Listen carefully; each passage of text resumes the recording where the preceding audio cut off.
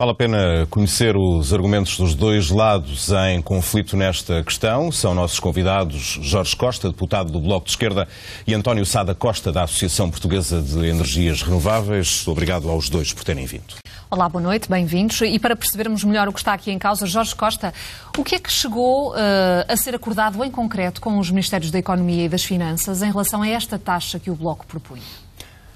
O Bloco de Esquerda fez uma proposta inicial de alargamento da CESE, da Contribuição Extraordinária sobre o Setor Energético, que não teve acolhimento da parte do Governo, e redesenhámos com o mesmo objetivo uma proposta para conseguir ter uma taxa, uma contribuição solidária da parte do setor renovável, que é bom dizer que é o único que está e permanece ao longo dos anos isento da contribuição extraordinária sobre o setor energético e, portanto, não dá nenhum contributo para fazer frente ao déficit tarifário e para fazer baixar a fatura elétrica.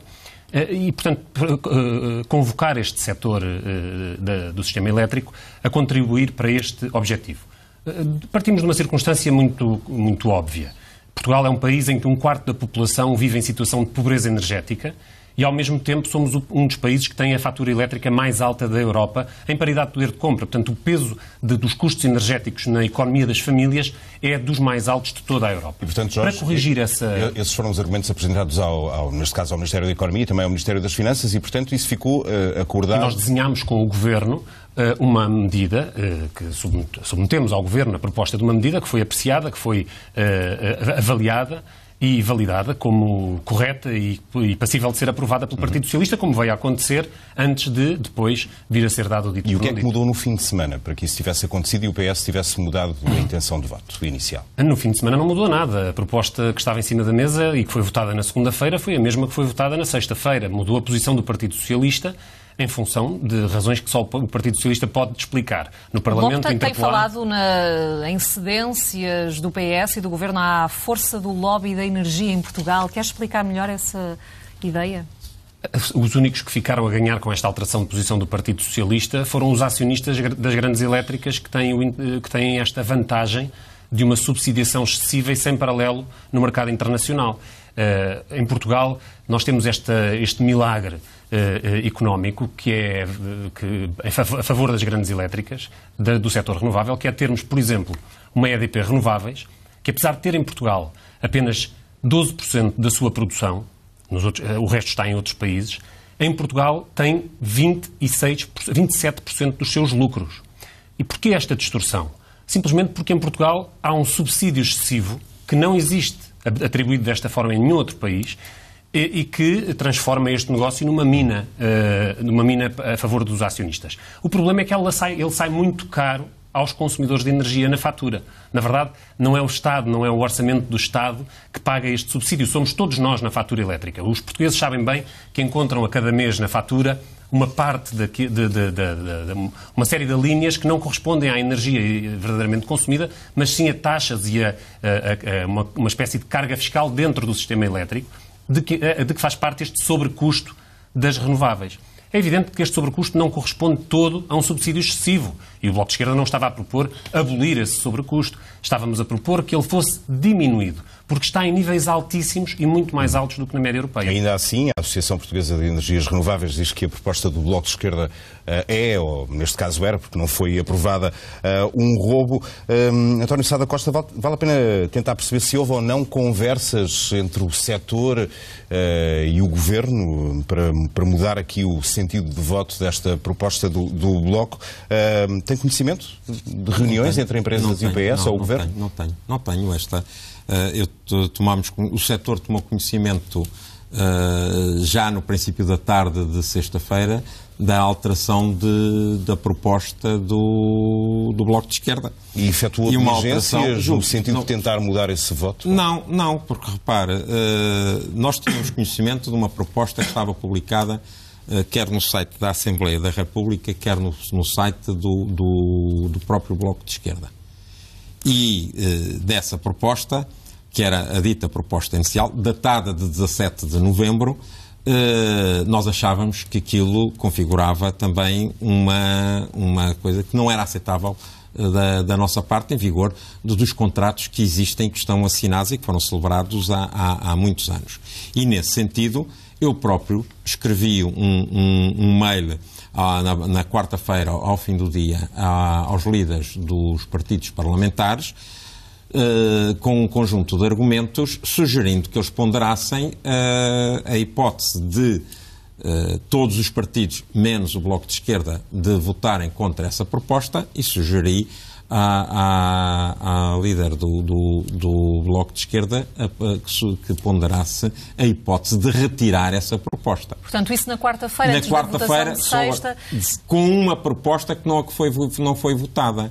A proposta Ainda antes do Bloco de Esquerda fazer a reformulação dessa primeira proposta. E depois, durante o fim de semana... Eu não sou perito, eu sou engenheiro, não sou perito em política... E depois durante o fim de semana, António Sá da Costa, houve contactos, nomeadamente com o Primeiro-Ministro? À última hora, o Partido Socialista substituiu a proposta. Não é uma reformulação, é uma substituição da proposta e distribuiu em papel aos deputados, porque a própria deputada Mariana Mortágua disse na intervenção antes da votação que a proposta ainda não estava no site, e distribuiu em papel. Nós só tomámos conhecimento dessa proposta quando vimos no site do Bloco de Esquerda um novo texto da proposta. E depois, durante o fim de semana, houve contactos com o Governo? Eu não tive contactos com o Governo. Neste assunto, não tive contacto. Aliás, eu esperava, era ao contrário, que ter, como tem sempre sido feito, que o Governo falasse connosco, a dizer, olha, vamos a pensar nisto assim, fazer esta coisa, esta medida, o que é que se pensa ou não se pensa, não é? Mas portanto, objetivamente, o António não falou com ninguém e nem sabe se alguma das empresas que representam o fez. Julgo que não fizeram. Julgo que não fizeram, mas não posso falar por eles, não é? Mas as informações que tenho é que não o fizeram. Ainda assim é sabido que de facto consideram esta medida negativa. Há pouco o Jorge Costa lembrava aqui esta questão em concreto da EDP Renováveis, que tem em Portugal 12% da sua produção, mas consegue aqui 27% dos seus lucros. Que estranho é que uma taxa como esta pode fazer numa empresa como a EDP Renováveis? Eu não sei que relatório o deputado Jorge Costa leu. É o relatório de contas o relatório que interessa para estas coisas é o relatório operacional. E o relatório operacional da EDP diz que eles têm 12% dos seus ativos estão em Portugal e o EBITDA, portanto é um jargão, portanto, que é o retorno antes de impostos, taxas e amortizações, é de 19%. Não é 12,27, é 12,19. E isto justifica-se.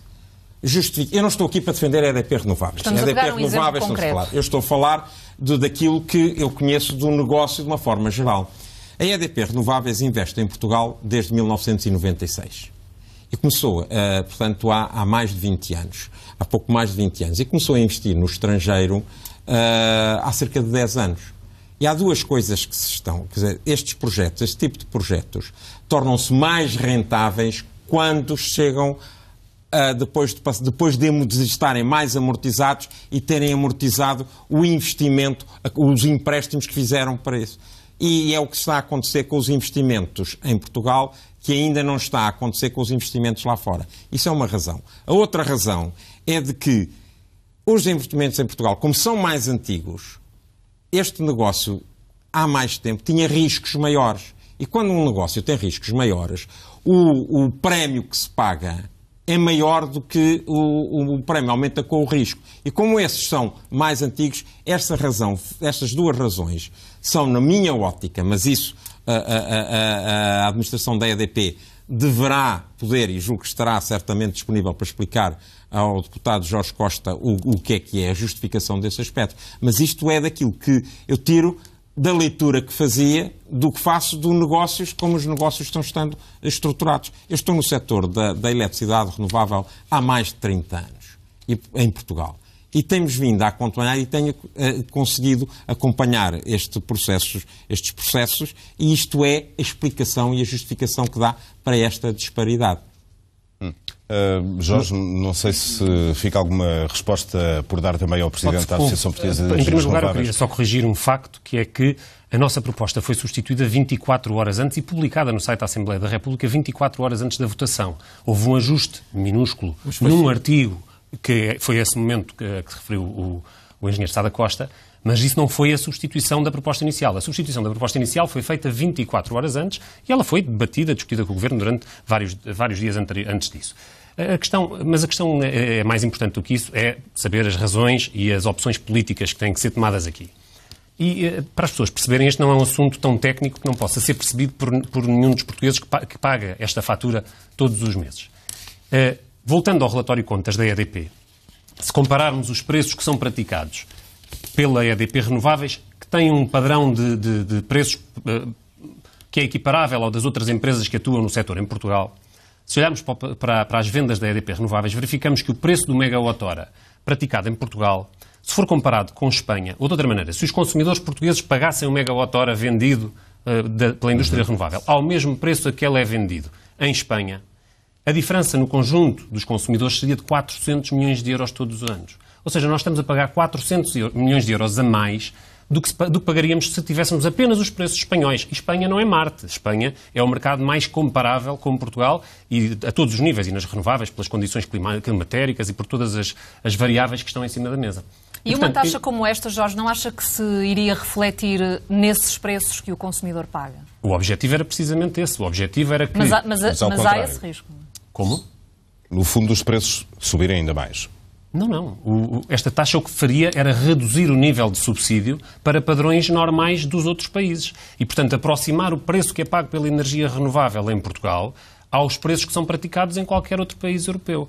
A tendência noutros países da Europa, neste momento, é de diminuir e fazer desaparecer estes subsídios. Porquê? Pela razão que foi dita ainda há pouco pelo engenheiro Sá da Costa. Porque estes riscos eram antigos. Estes riscos foram iniciais e de há muitos anos. E o que aconteceu foi que durante todo esse tempo, estas empresas beneficiaram destas altas rentabilidades. Sucede que já não é o tempo de pagarmos estes subsídios tão altos. Mas estaríamos aqui a incluir uma nova variável nos custos de produção.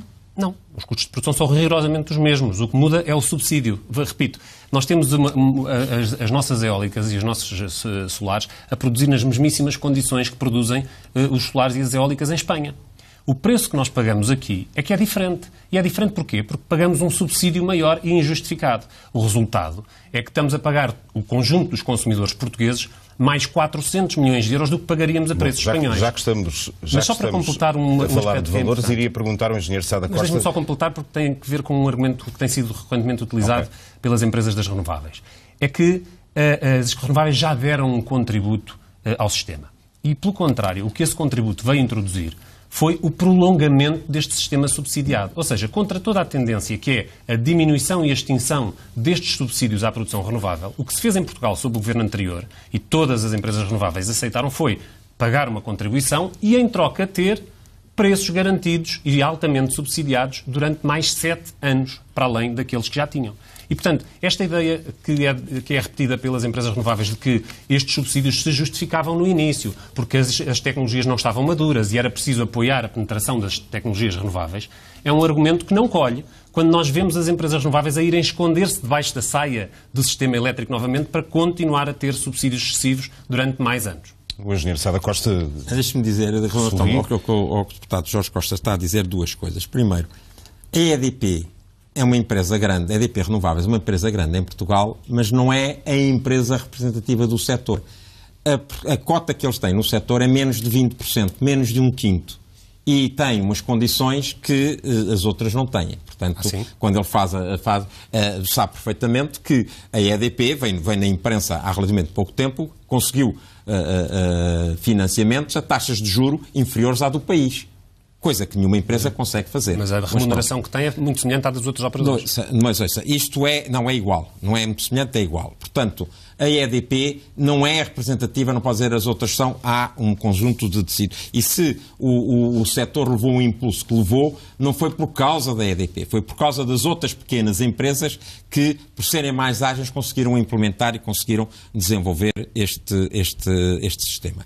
Compara-se muita vez com Espanha. Mas atenção que os dois setores não são comparáveis. Uma das coisas que é perfeitamente perceptível é que as taxas de juro para projetos em Portugal que os bancos, que as entidades financiadoras pedem para investimentos em Portugal são completamente diferentes das que pedem em Espanha. Mas concorda que é uma urgência reduzir os preços que as famílias em Portugal pagam pela energia? Deixe-me ir a dizer por pontos. Depois, há uma diferença muito grande. Houve duas vias que foram optadas, são diferentes nos dois países. A eletricidade renovável em Espanha tinha preços que eram fixados e eram revisíveis todos os 3 anos. Tinha um preço, tinha um horizonte, tinha um determinado risco e todos os 3 anos reviam os preços. E houve uma altura, quando chegou de rever, e os investidores sabiam isso, quando chegou, reveu, fez uma grande baixa, tem uma série de projetos, de processos a correr em tribunais arbitrais. O governo espanhol tem perdido quase todos nos tribunais arbitrais, aqueles que já têm decisão, mas ninguém sabe nada disto, porque não interessa ao governo espanhol divulgar isso e isto fica pela calada. A opção que foi tomada pelo governo português, há muitos anos, há muitas décadas, há mais de 2 dezenas de anos, foi a de fazer uns contratos entre 2 empresas, 2 tipos de empresas, a empresa produtora da eletricidade, a promotora da central renovável, com a empresa comercializadora, neste caso chamado CUR, na gira, comercializador do último recurso, que é a EDP-SU. E esse contrato foi um contrato que foi elaborado pelo Estado português, aprovado por Bruxelas e publicado na lei. E esse contrato diz quais são as obrigações de ambas as partes, qual é a tarifa, como é que é definida a tarifa e que o contrato tem uma validade de 15 anos. Portanto, é um contrato. Se um contrato é alterado unilateralmente, isto dá direito a um conjunto de processos. E eu chamo a atenção, eu vou chamar aqui a atenção... Mas ainda não respondeu à questão se concorda que é uma urgência reduzir de facto os preços que as famílias portuguesas pagam nas faturas. Desde 2007, que não há atribuição de potência nenhuma nova com tarifa garantida. As tarifas garantidas foram atribuídas até 2007. E ao longo dos anos, a tarifa e o prazo têm vindo a cair.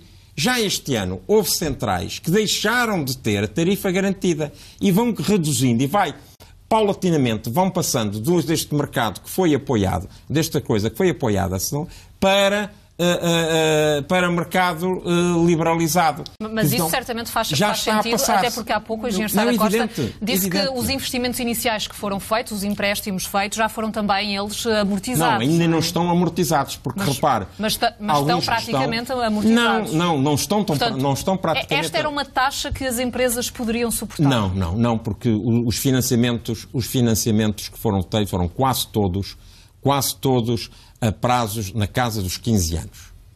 E, portanto, se há uma redução das receitas antes de concluído os financiamentos, as empresas entram em default, entram em incumprimento e abrem falência. Posso fazer uma pergunta ao engenheiro Sada Costa? Qual é a percentagem dos produtores eólicos que passaram a ter um regime subsidiado prolongado até 2027? A percentagem não lhe posso dizer. Eu posso lhe dizer a adesão dos que foram abertos, a adesão dos que foram elegíveis nessa altura. Sim. Foi 100%. Então há 100% dos operadores elegíveis que vão ter uma tarifa subsidiada até 2027. Mas uma tarifa... Portanto, essa passagem ao mercado é uma ficção. Não, repare. Quando isto foi feito, e não fomos nós, o Governo propôs um determinado esquema, e posso lhe dizer que isto foi com base em estudos de 2012, em que as entidades consultadas pelo Governo e também consultadas por nós, na previsão que faziam para 2020 do preço da eletricidade, oscilava entre os 90 e os 110 euros por megawatt-hora.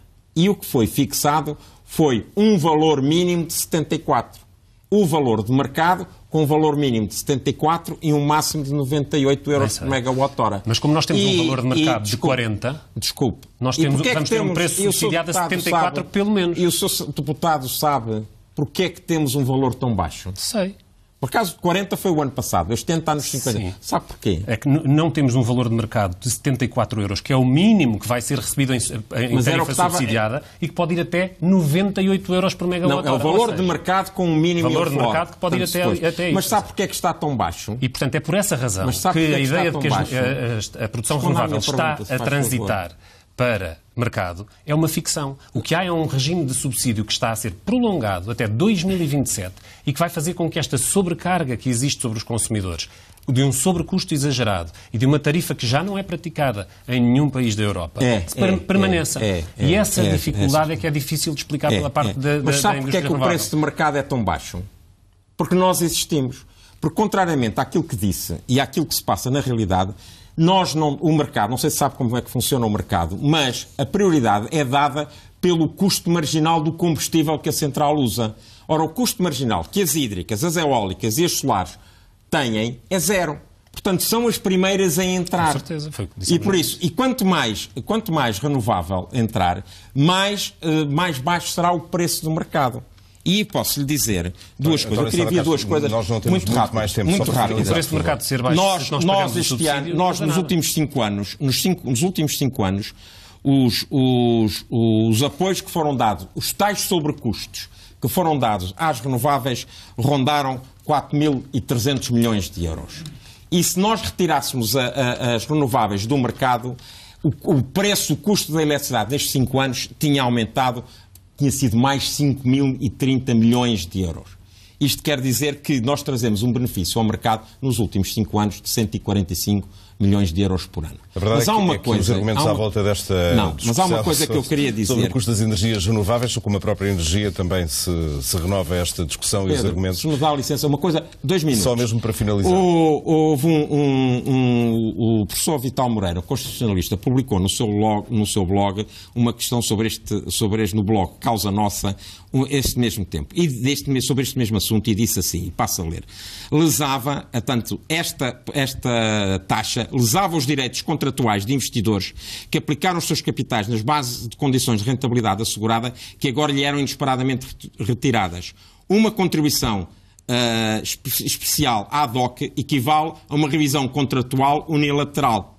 Por outro lado, manifestava, contrariamente à tendência, e depois diz, provavelmente esta decisão era imprudente e iria custar mais em indemnizações que a receita acordada por tal contribuição.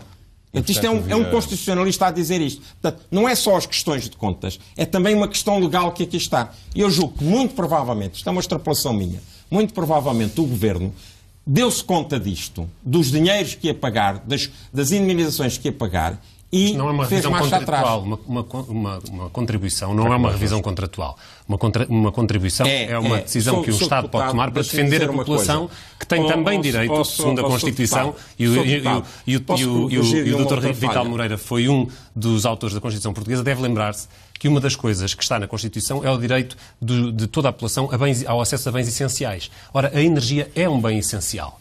E o direito a aceder à energia é um direito previsto na nossa Constituição e deve ser defendido pelo Estado. Uma contribuição, como digo, não é uma revisão contratual retroativa, é uma decisão política que um Estado tem o direito de tomar. A ideia de que as decisões erradas são para sempre e os direitos das populações não contam é uma ideia que só convém aos acionistas que beneficiam destas políticas. Jorge Costa, António Sá da Costa, não temos mais tempo. Obrigado aos dois. Vamos fazer um curto intervalo nesta edição da noite. Voltamos já. Até já.